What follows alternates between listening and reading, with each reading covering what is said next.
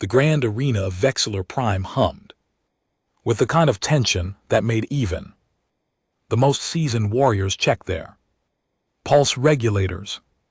I adjusted my optical sensors, trying to make sense of what I was witnessing. 300 cycles I had been covering intergalactic combat exhibitions, and never, not once, had I seen anything quite this absurd. Commander Thrace stood at the center platform, his forearms crossed in what we Vexillans consider the ultimate gesture of dismissal. His crimson scales caught the overhead lights, making him look like some ancient war deity carved from ruby and arrogance. The human delegation sat in the visitors' gallery, looking about as comfortable as a Glorbian sandworm at a water park. These creatures, Thrace announced, his voice booming through the arena's acoustic enhancers.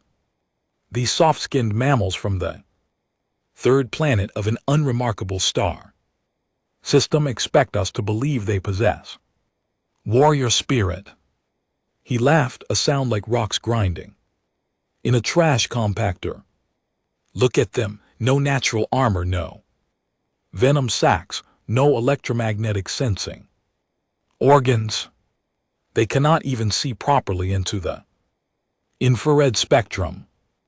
I zoomed in on the human group with my recording equipment, 12 of them dressed in matching blue uniforms that seemed designed more for comfort than combat. Their faces showed a range of emotions, none of which appeared particularly warlike. One of them, a male with graying hair at his temples, maintained a diplomatic smile that could have frozen helium. That was Ambassador Marcus Holland, if my research was correct, 52 years old, in human reckoning, veteran of something called the European Union Peacekeeping Forces, and currently responsible for keeping his species from being laughed out of the Galactic Assembly before they even got their membership approved. Poor bastard. The humans, Thrace continued clearly, enjoying himself now, have submitted an application to join the Assembly's Security Council. They wish to contribute military forces to our collective defense. He paused for effect, letting the crowd's murmurs build. I have reviewed their physiological data. Do you know what temperature causes their bodies to cease functioning? A mere 43 degrees. We Vexillans consider that a pleasant afternoon. Scattered laughter rippled through the assembled dignitaries. I noticed a Corthian ambassador actually slapping his knee ridges, which was rich, considering his species had only been admitted to the Assembly 15 cycles ago, after proving they could build a decent warp drive. But here was the thing about my job, the part that kept it interesting after 3 centuries of covering the same grandstanding politicians and overconfident military commanders. I had learned to watch the quiet ones, the beings who did not react, who sat very still while chaos unfolded around them. And in that human delegation, one of them sat so still she might have been carved from stone. She was young by human standards, maybe late 20s in their years. Dark hair pulled back into what I had learned was called a ponytail, a practical style that kept it away from her face. Her skin was several shades darker than Holland's, what humans termed a deep brown, but it was her eyes that caught my attention through the zoom lens. While everyone else in her group looked either embarrassed or angry, her eyes were doing calculations. I had seen that look before on the face of a Thranxian siege master, right before she solved a fortress defense that had stumped military tacticians for decades. It was the look of someone running through scenarios, testing variables, finding solutions. Thrace was still pontificating. Their combat trials, I have watched the recordings, they strike each other with padded gloves, stopping when minor blood appears. They have rules about which body parts may be targeted. They call this boxing, wrestling, mixed martial arts. He spat the terms like they were toxic. Waste. We call it dancing. Now the female human stood up, just stood, nothing dramatic about it, but somehow the movement carried weight. Ambassador Holland noticed immediately, reaching out as if to stop her, but she had already stepped past him into the aisle. Commander Thrace, she called out, her voice clear and surprisingly powerful. For such a small frame, humans topped out at maybe 2M if you were generous, and this one could not have been more than 1.7.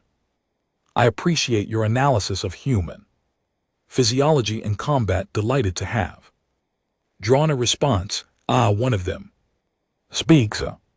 Tell me, little mammal, do you object to my assessment? Do you claim your species possesses true warrior courage?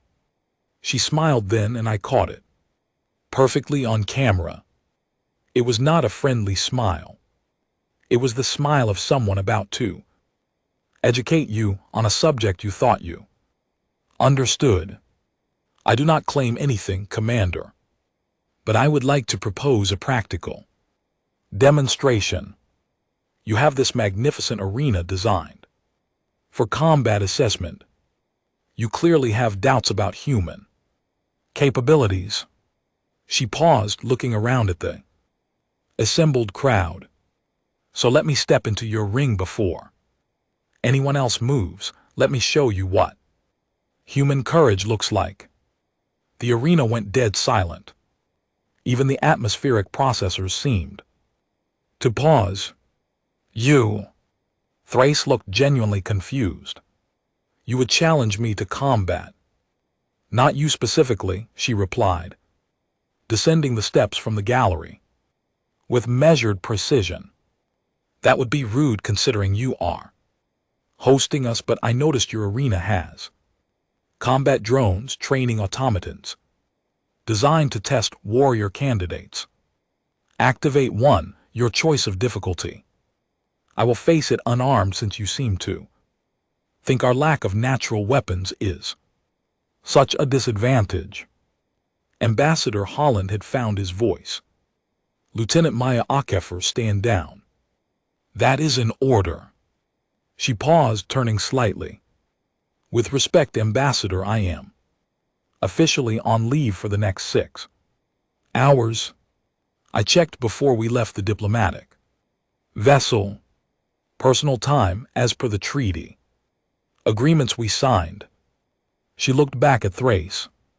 So what do you say, Commander? Unless your combat drones are just for show. I had to admire the trap she had set. If Thrace backed down now, he would look weak in front of the entire assembly. If he accepted, he would be seen as a bully for letting his automated systems attack an unarmed visitor. Either way, the humans had shifted the narrative. Thrace's scales flushed a deeper crimson. Very well, human, we shall see this courage you claim. Arena Master, activate a level 3 training drone. A collective intake of breath swept through the crowd. Level 3 was designed for Vexillan warrior candidates who had already completed 2 cycles of combat training. The drones at that level did not have safety limiters beyond the most basic. They would stop attacking if you lost consciousness or died, but broken bones and severe lacerations were considered acceptable training outcomes. The arena floor, a circle 50 m in diameter, began to transform. Panels slid back, revealing a harder combat surface designed to handle Impacts that would crack normal flooring. Weapon racks descended from the ceiling, offering various implements of destruction to any combatant who wanted them. Lieutenant Maya Akefer, human, walked to the center of the arena floor like she was heading to a casual appointment. She wore no armor, carried no weapons. Her uniform was standard diplomatic attire, a blue jacket and dark pants that looked about as protective as tissue paper. She did bend down to remove her shoes, which struck me as odd until I realized she wanted better contact with the floor. She also removed her jacket, leaving her in a simple white shirt and those dark pants. Then she stretched a series of movements that looked almost like a ritual, rolling her shoulders, rotating her neck, shaking out her hands. The combat drone emerged from its holding bay with a mechanical whine that sounded almost predatory, 2.4 m tall, constructed from reinforced titanium alloy, equipped with 4 manipulator arms and a sensor suite that could track a fly in a sandstorm. Its programming included thousands of combat patterns from a dozen different species. It identified Maya immediately, sensor lights flickering as it analyzed her. Then it charged. Most beings would have run, or at least tried to dodge. The drone moved at speeds designed to challenge Vexillan reflexes, which operated roughly 40% faster than human norms according to the biological data I had reviewed. Maya did neither. She stepped forward, angling her body maybe 15 degrees to her left. And the drone's first strike, a crushing blow from its primary manipulator, passed so close to her face that I swear it moved her hair. Then she was inside its reach, which should have been impossible. The drone's combat programming was built on the principle of maintaining optimal striking distance, but somehow this human had closed the gap, and her hand, that soft-skinned hand without claws or armored plates, struck the drone's primary joint with surgical precision. Nothing broke. She was not strong enough for that. Not against military-grade materials. But the joint locked for maybe half a second as the impact sensors registered an unexpected angle of force. Half a second was all she needed. Her other hand was already moving, grabbing one of the drone's manipulator arms and using its own momentum against it. Basic physics, really. The drone weighed approximately 300 kg and had been moving at considerable speed. Maya probably weighed 70 kg soaking wet, but she was not trying to stop the drone's momentum. She was redirecting it. The machine crashed into the arena floor with a metallic shriek that made my audio sensors spike, but it was already recovering. Mechanical systems not subject to the disorientation that would have stunned an organic fighter. It swept with its lower manipulators, trying to take out Maya's legs. She jumped not very high. Humans really were not built for impressive vertical movement, but high enough that the drone's limbs passed underneath her, and when she came down with 1 foot on the machine sensor array. Sparks flew. The drone's visual tracking went haywire for approximately 3 seconds, more than enough time for Maya to roll clear of its retaliatory strikes. I should mention that during this entire exchange, which had lasted maybe 15 seconds total, the arena remained absolutely silent. Every being present was watching with the kind of focus usually reserved for religious ceremonies or imminent death. The drone recalibrated, switching to alternate sensors, thermal tracking, motion detection, acoustic mapping. It did not need visible light to find its target, and now it was adapting its combat algorithms, learning from Maya's tactics. This time when it attacked, it used multiple strike patterns simultaneously, limiting her options for evasion. It was learning that this human could move in ways its programming had not initially accounted for, slipping through gaps in its assault that should not have existed. Maya took a glancing blow to her shoulder, one that sent her spinning. I zoomed in enough to see the impact. Damage the way her flesh compressed and darkened immediately. That was going to be a spectacular bruise. She used the spin, turning it into momentum for a strike of her own against the drone's leg joint. Again, not enough force to break anything, but enough to trigger the balance compensation protocols, making the machine adjust its stance. And that was when I started to understand what I was watching. This was not about strength or natural weapons or any of the advantages Thrace had been mocking humans for lacking. This was about pattern recognition, adaptation, and the willingness to accept damage in order to study an opponent. Maya was learning the drone's responses, mapping its combat algorithms through trial and error. Every exchange, even the ones that left her damaged, gave her more data.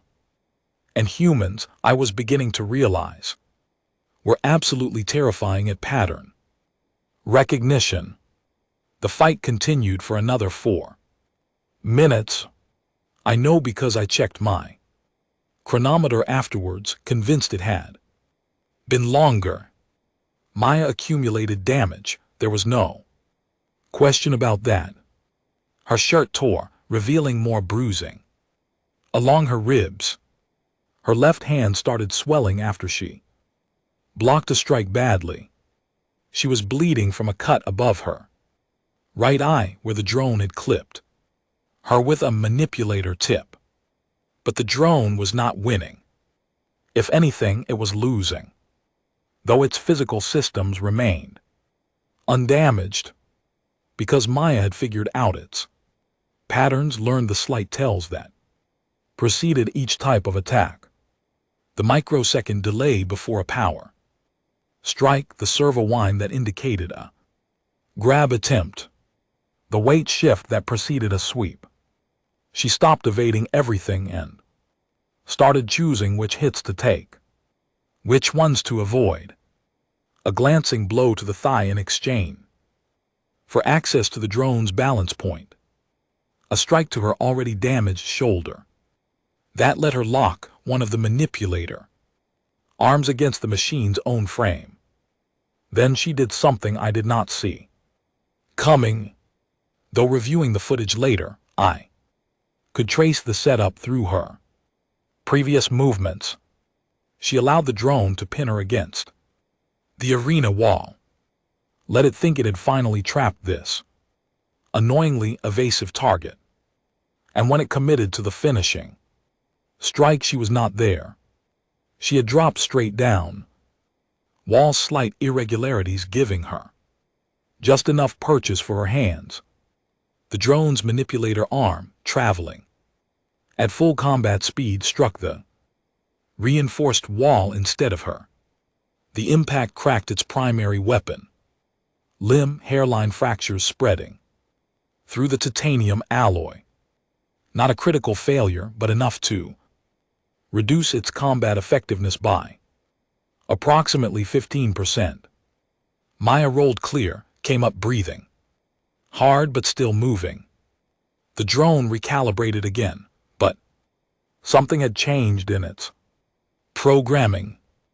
It had entered contingency protocols, treating this human not as a training candidate to educate, but as an actual threat to neutralize.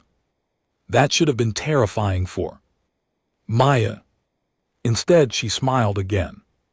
That same predator's smile, and I realized she had been waiting for exactly this response. The drone abandoned its training patterns and went for efficient termination. Maximum force, optimal targeting, no educational value. Pure combat programming designed to end threats quickly. And Maya suddenly had all the data she needed because the machine was no longer holding back, no longer incorporating random elements to challenge trainees. It was being predictable in service of efficiency. She wove through its attack pattern like water flowing around stones, and I swear on my nest mother's honor, she was barely looking at the drone anymore. She was watching its shadow on the arena floor, tracking its movements through the secondary information. Because her human eyes, those supposedly inferior organs, were fast enough to process that indirect data and respond. When she struck, finally, truly struck, it was with her whole body. Not just her fist, but the full kinetic chain that human anatomy allowed. Force generated from her legs, transferred through her rotating hips, accelerated through her shoulder, and delivered through her already swollen left hand directly into the drone's damaged manipulator arm at the exact angle to propagate the existing cracks. The limb shattered, pieces of titanium alloy scattered across the arena floor. With musical pangs, the drone attempted to continue combat with its remaining limbs, but Maya was already inside its defensive perimeter again, and this time she had a piece of its own broken arm in her good hand. She jammed it into the machine's primary joint cluster, wedging it between servo mechanisms. The drone locked up, its programming unable to resolve the mechanical failure cascading through its systems.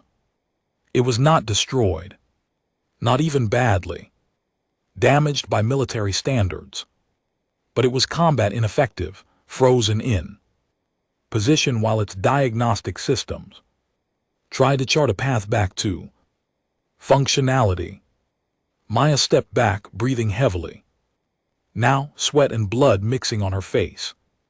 She looked up at Thrace and called out, her voice steady despite her obvious exhaustion. Does that sufficiently demonstrate human courage, Commander? Or should I continue to the next difficulty level? The arena remained silent for approximately 3 more seconds, and then someone started slow clapping.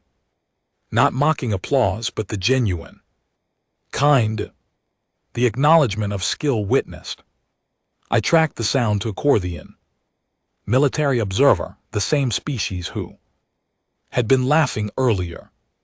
Others joined in, and within moments the entire arena was filled with various species-specific gestures of approval, whistles, clicks, harmonic tones, and yes, more of that strange human clapping. Thrace stood motionless, his scales having shifted through several color changes I had never seen before.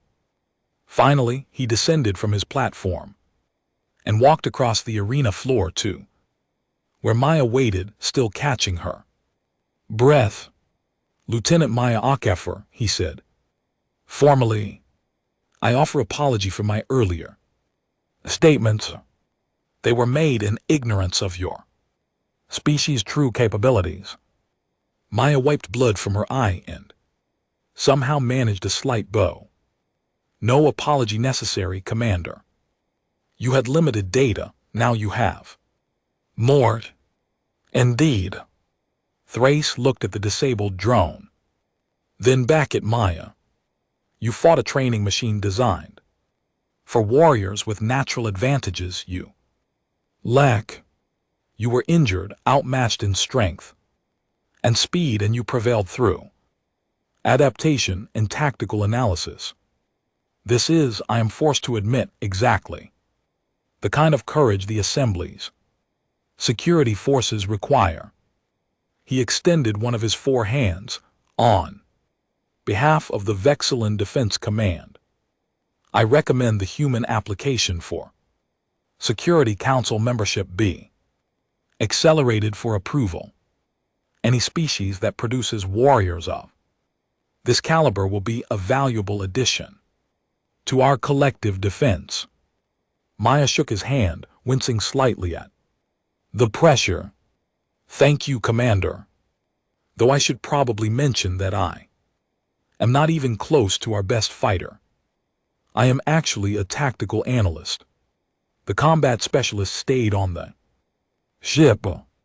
The look on Thrace's face at that revelation was absolutely priceless, and I made sure to capture it from 3 different angles. Ambassador Holland finally made it down to the arena floor, along with medical personnel from both the human delegation and Vexilin Medical Corps. They immediately started fussing over Maya's injuries while she tried to wave them off. Lieutenant, Holland said quietly, though my audio pickups caught it perfectly.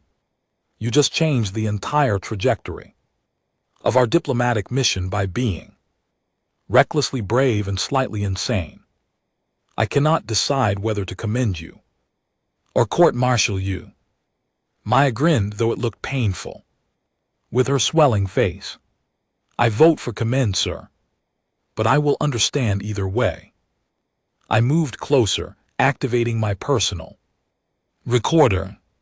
This was the kind of moment that defined careers in journalism, and I was not about to miss getting direct quotes.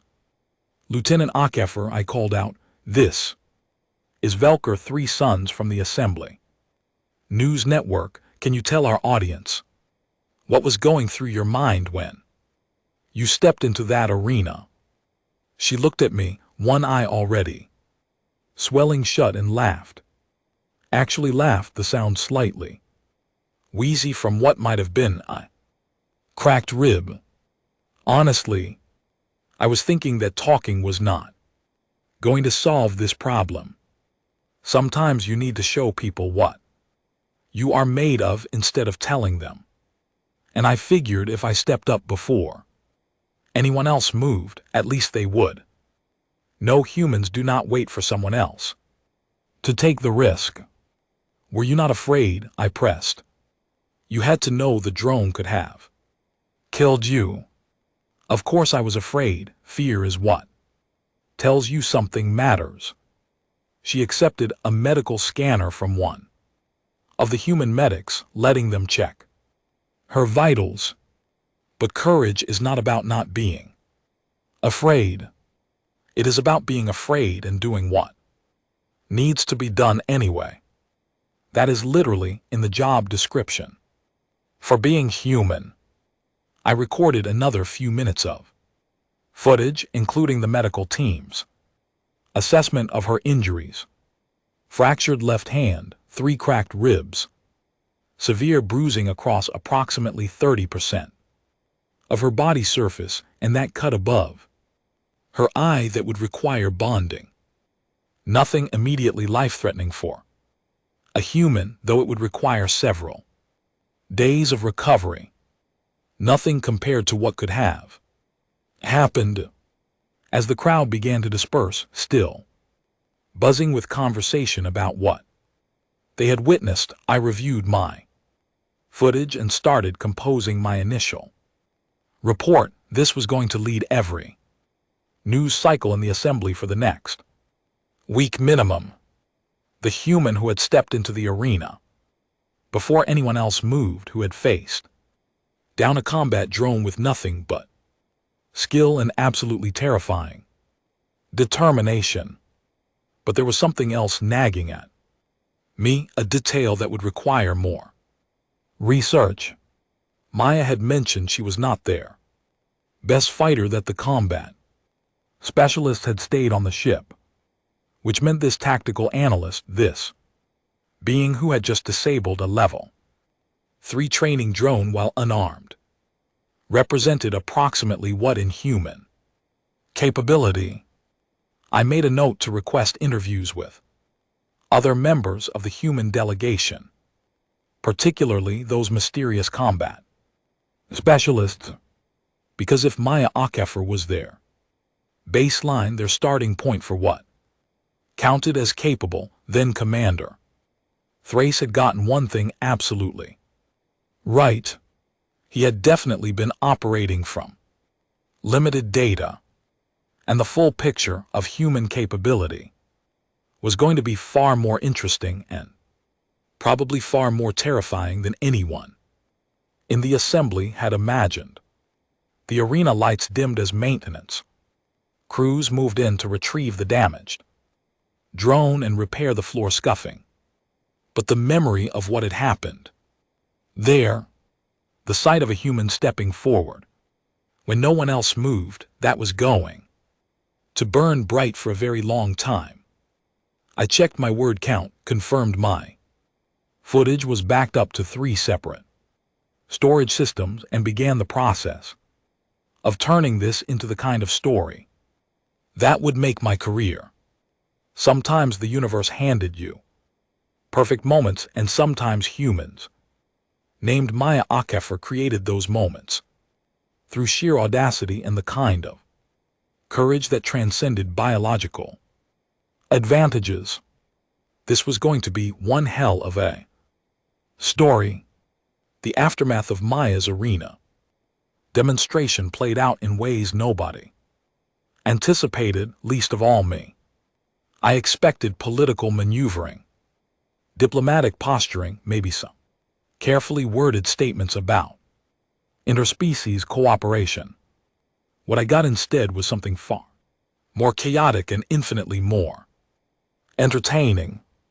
48 hours after the incident, I received a message from Ambassador Holland's office requesting an interview.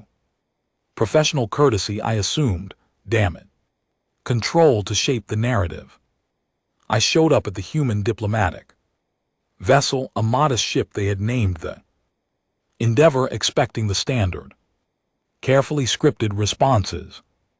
Instead, I found myself sitting in their medical bay, watching Maya Akefer wrestle a Corthian security officer, while her ribs were still wrapped in regenerative bandaging.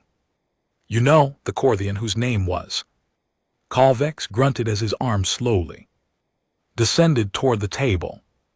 My species has triple the muscle density of yours. Yeah, Maya replied, her face scrunched in concentration, that fractured left hand braced in a support cast while her right arm trembled with effort.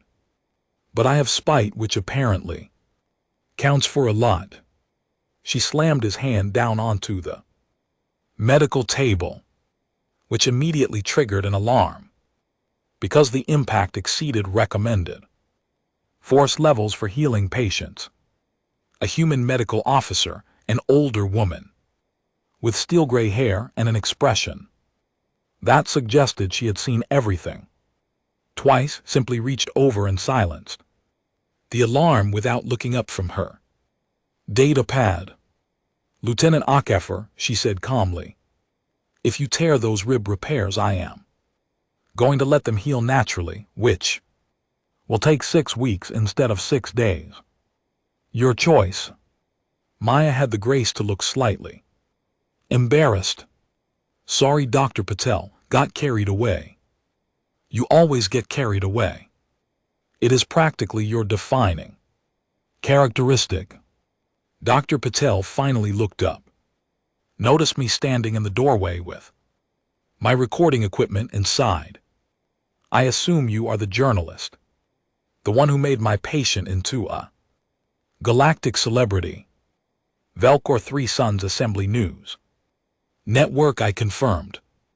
Though in fairness, Lieutenant Akefer made herself into a celebrity. I just recorded it. Same result, different blame. Distribution. Patel gestured to a chair. Sit. You wanted to interview our reckless. Wonder here, go ahead. Maybe she will hold still for 5 consecutive minutes, which would be a new medical record. I settled into the chair, which was designed for human proportions, and left my posterior segments dangling uncomfortably and activated my recorder. Lieutenant, your arena match has been viewed approximately 70 million times across assembly networks in less than 2 days. How does that feel? Maya shrugged, winced at the movement, and settled for a verbal response. Weird mostly. I was just doing my job. Your job is tactical analysis, I pointed out, not single combat against military-grade training equipment. My job is finding solutions to problems. She corrected. Commander Thrace presented a problem. Talking was not working. His entire argument was based on dismissing our words because of our biology. So I removed biology from the equation and made it about skill and determination. Kulvex, still rubbing his defeated arm, laughed. You did more than that. You embarrassed one of the most decorated warriors in the Vexilon military complex. Thrace has been getting messages from his own commanders asking how he let and I quote, tiny mammal outthink his training systems. Is he angry about it? I asked, sensing a story angle. Opposite, Maya said. He sent me a fruit basket yesterday. Well, what we think was a fruit basket might have been a weapons display. Honestly, Vexilon culture is confusing. Dr. Patel interjected without looking up. It was definitely a weapons display. I had to confiscate 3 of the items for safety reasons. See? Confusing. Maya grinned, then turned serious. But actually, Commander Thrace has been great. He spent 4 hours yesterday reviewing the arena footage with our combat specialists, analyzing my technique. Turns out he is genuinely interested in human fighting methodologies now that he knows we're not just, quote, dancing. This was news. Your combat specialists, the ones who stayed on the ship during the initial meeting. Yeah, we have a whole security detail. Marines mostly. They were under orders to maintain low visibility until our diplomatic status was confirmed. Maya glanced toward the medical bay entrance. Although after my little exhibition, maintaining low visibility became significantly harder, as if summoned by the mention, 2 humans entered the medical bay. Both wore military uniforms similar to Maya's, but with different insignia. One was a massive male, easily 2 m tall, with shoulders that suggested he could bench press a small vehicle. The other was a female of average human height, maybe 1.6 m, with the kind of relaxed posture that made my threat assessment instincts immediately activate. Relaxed predators were the most dangerous kind. Lieutenant Akefer, the large male, said, formally, though his eyes were amused.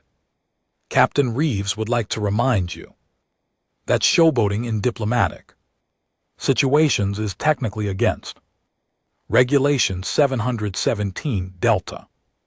Sergeant Park, Maya replied with equal formality. Please inform Captain Reeves that I reviewed Regulation 717 Delta extensively, and it specifically prohibits showboating. My actions were classified as tactical demonstration, which falls under entirely different protocols. She actually did review it, the other female confirmed. I watched her. She had The regulation database opened for 2 hours before the assembly meeting. Looking for loopholes. Thank you, Corporal Diaz. Your testimony will be invaluable at my eventual court-martial. Maya looked at me. This is why I love my team. Always ready to throw me under the transport vehicle. Park settled his considerable bulk against a medical cabinet which creaked alarmingly. To be fair, Lieutenant, you did tell the captain you were, quote, just going to observe and definitely not start any interplanetary incidents. I observed first, Maya protested. The incident starting came after significant observation occurred. I was recording all of this, fascinated by the dynamic.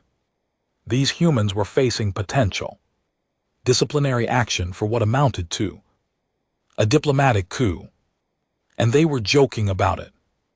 The casual irreverence, the way they communicated through sarcasm and mutual mockery. It was so different from the rigid military hierarchies I was familiar with. So I ventured. What happens now? Commander Thrace recommended accelerating your Security Council application. Has there been official response?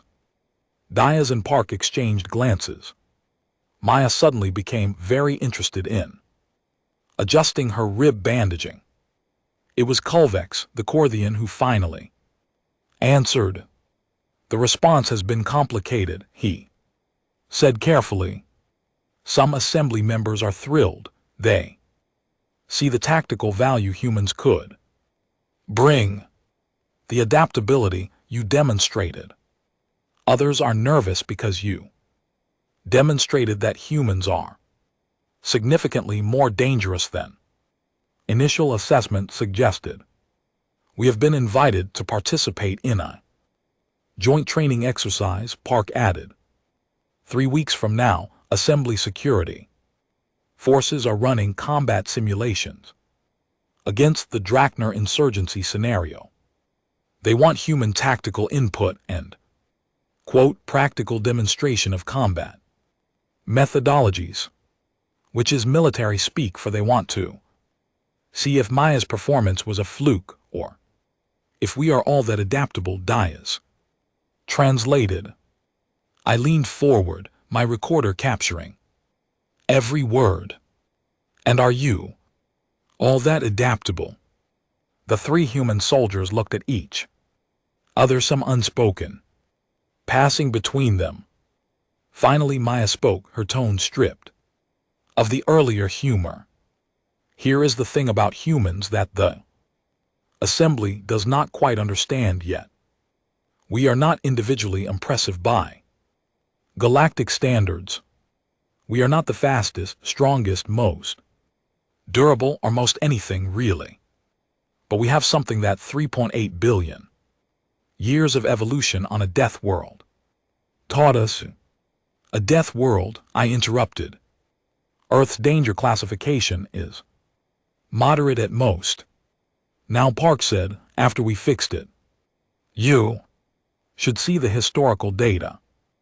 Megafauna that could crush us with a casual step. Microorganisms that could kill us in days. Weather patterns that could freeze or cook us depending on the season. Apex predators that hunted us for food. And that was just the natural threats, not counting what we did to each other. Diaz picked up the thread.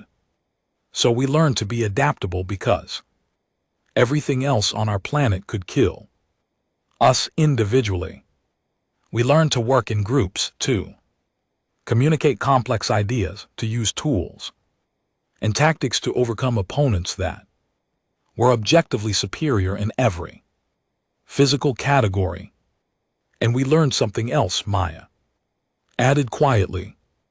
We learned that courage is not about being unafraid or having advantages. It is about facing the threat anyway, about stepping into the ring before anyone else moves, about taking the hit. so you can learn the pattern and find the weakness. She looked directly at my primary optical sensor. That is what makes humans dangerous in a way the assembly has not encountered before. We are not warriors because we are built for combat. We are warriors because we refuse to stop adapting, refuse to stop learning, refuse to back down from challenges that should by all rights destroy us. The medical bay had gone silent except for the soft beeping of monitoring equipment. Even Dr. Patel had stopped working to listen. So yes, Maya concluded, what I in that arena was not exceptional by human standards. It was pretty basic, actually. Wait until you see what happens when we bring our actual specialists to these joint exercises. I left the Endeavor 3 hours later with enough material for a documentary series, let alone a news report. The humans had opened up in ways I had not anticipated, sharing details about their military training, their philosophical approach to combat, even some of their history that had not made it into the official assembly databases. The picture that emerged was frankly terrifying. These beings who looked so fragile, who lacked natural weapons or enhanced physiology, had spent their entire evolutionary history learning to overcome impossible odds through sheer bloody-minded determination and tactical innovation. And now they wanted to join the assembly security forces, bringing all that accumulated knowledge and adaptability with them. The joint training exercise, when it finally occurred 3 weeks later, became the most watched military event in assembly history. I was there naturally, along with approximately 40 other journalists from various networks and publications. The scenario was designed to be impossible. The Draknar insurgency simulation involved defending a civilian installation against numerically superior forces with advanced technology and complete environmental knowledge. Standard assembly tactics called for immediate evacuation and orbital bombardment, accepting the loss of the installation to eliminate the threat. The human team, led by Captain Elizabeth Reeves and including Maya Park and Diaz along with 8 other specialists, was given the same scenario, with one modification. Evacuation was not an option. Defend the installation or accept civilian casualties. What followed was not so much a military exercise as it was a masterclass in creative problem-solving under pressure. The humans did not try to match the simulated insurgents in firepower or conventional tactics. Instead, they did something the simulation had not anticipated. They cheated, sort of, using environmental manipulation, psychological warfare, and tactics that made experienced military commanders question whether humans actually understood the concept of fair play. They turned the simulation into a nightmare for the attacking forces. Booby traps made from civilian equipment, ambush points that violated standard tactical positioning because they were objectively terrible locations, which made them perfect for surprising an enemy who expected competent defense.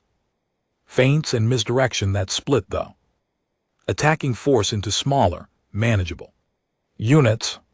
And Maya, her injuries now fully healed, serving as tactical coordinator and personally leading a strike team that somehow managed to capture the simulation's command post using nothing but environmental suits, civilian construction equipment, and what Captain Reeves later described as absolutely unhinged levels of audacity. The simulation overseers ended the exercise after 6 hours, not because the humans had won or lost, but because the scenario had deviated so far from expected parameters that the training value had become questionable. The humans had successfully defended the installation while inflicting casualty rates on the simulated insurgents that the system flagged as statistically impossible.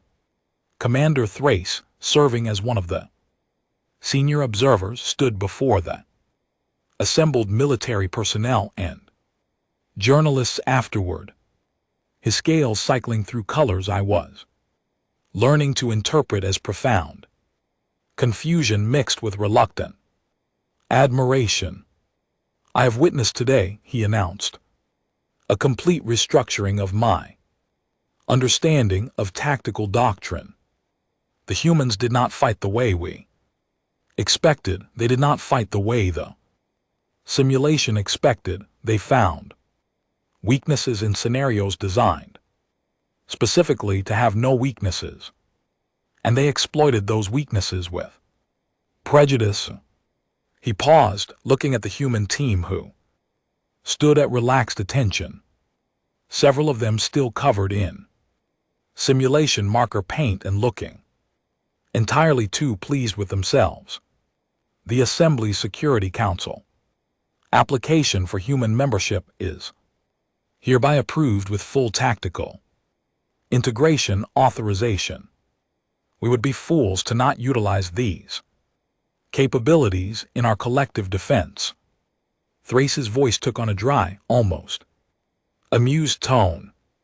"Though I suspect our training scenarios will need significant revision to account for human, let us call it creative interpretation, of engagement parameters." Captain Reeves stepped forward. "Commander, on behalf of humanity, we accept this responsibility, and we promise to only creatively interpret engagement parameters when absolutely necessary." "Define absolutely necessary," Thrace challenged. "Whenever it seems fun," Maya muttered, just loud enough for the microphones to catch. The assembled crowd, a mix of species from across the assembly, erupted laughter. Even Thrace's scales shifted to a color that I had learned indicated humor. Later, as the crowd dispersed and military personnel began the long process of analyzing what had just occurred, I found myself once again talking with Maya. She was sitting on the equipment crate, drinking something from a container labeled water, though given human culinary adventurousness, it could have been anything. "So," I said, settling beside her with my recording equipment off for once, "you stepped into that arena weeks ago, claiming humans do not lack courage. I think you proved your point." Maya smiled, the expression tired but genuine. "I did not prove anything about all humans. I just showed what one human could do when properly motivated. But yeah, I think the message got across." "What message specifically?" She considered the question, taking another drink before answering. "That we are not asking for membership in your assembly because we need protection or guidance. We are offering partnership, bringing capabilities you did not know you needed. We are not superior. We are different. And different can be exactly what you need when standard approaches stop working." "You sound like a diplomat suddenly," I observed. "God, I hope not. Diplomats have to watch what they say." She grinned. "I get to be the crazy one who fights training drones and breaks military simulations. Way more fun. And way more dangerous," I pointed out. "Sure. But here is the secret they do not tell you about being human.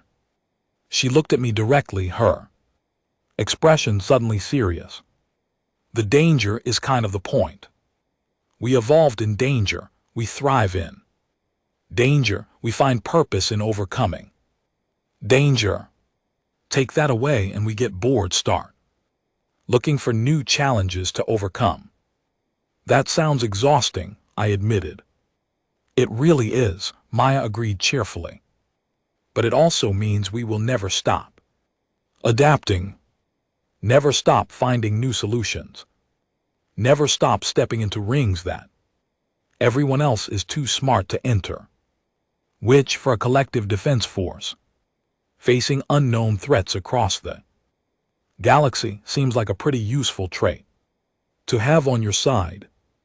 She was right, of course. The Assembly had spent centuries developing protocols and procedures designed to handle known threats in predictable ways. Effective, certainly, but limited by its own success. The introduction of human tactical thinking, human adaptability, human courage defined not by absence of fear, but by action despite it, was going to change everything. I published my final report 3 days later, a comprehensive analysis of human integration into Assembly security forces, complete with arena footage, simulation results, and interviews that captured the essence of what made these beings so uniquely dangerous and valuable. The title wrote itself, really. I called it Stepping into the Ring: How Humanity Redefined Courage for a Galactic Age.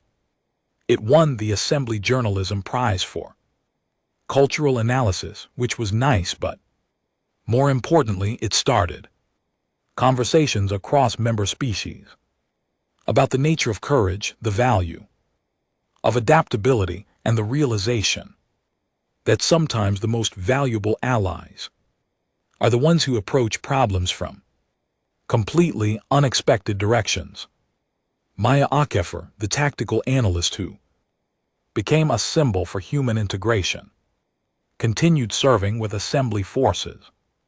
Last I heard, she had been promoted to Major and was running advanced tactical training programs teaching other species the art of creative problem-solving and, quote, beneficial rule interpretation.